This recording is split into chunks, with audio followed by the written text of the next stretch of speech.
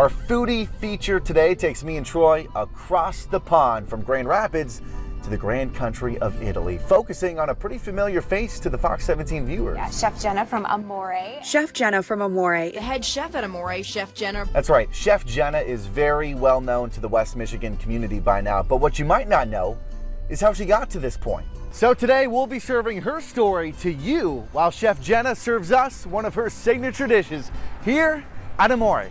Let's do it.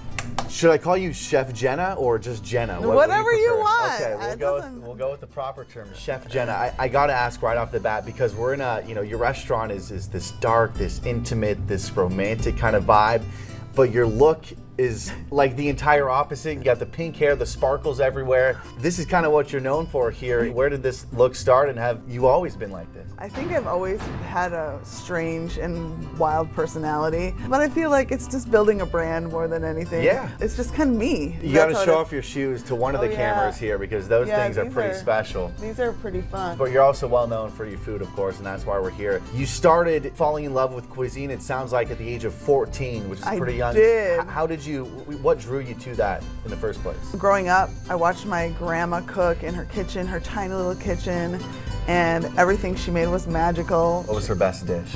She made a killer meatloaf, and I don't eat meat anymore. I haven't had meat since high school, but I think because hers was so good. So good, why bother with anyone else?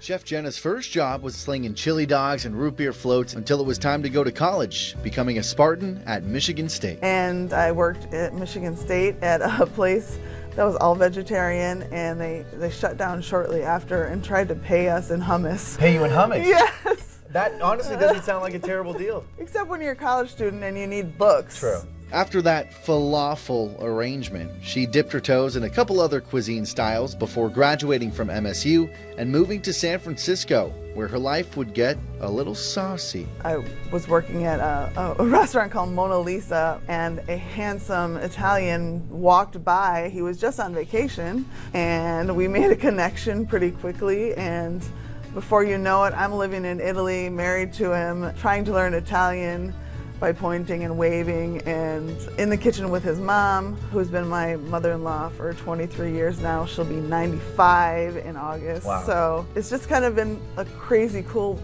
ride. Her mother-in-law, or Nonna as everyone calls her, showed her the ropes of not only how to cook, but how to feed a lot of people, because Nonna had 11 children, which is a lot of hungry mouths all at once. And that's how you learn to feed a whole restaurant full That's of people, exactly it, because you get used to feeding a lot of people.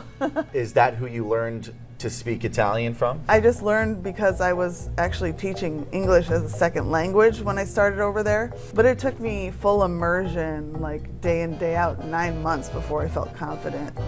That's a long time. It's pretty quick though to learn a language. Yeah. But you're fluent now, are you? Yeah, very, very Okay, fluent. I'm gonna put it to the test. Okay, let's do it. Order up.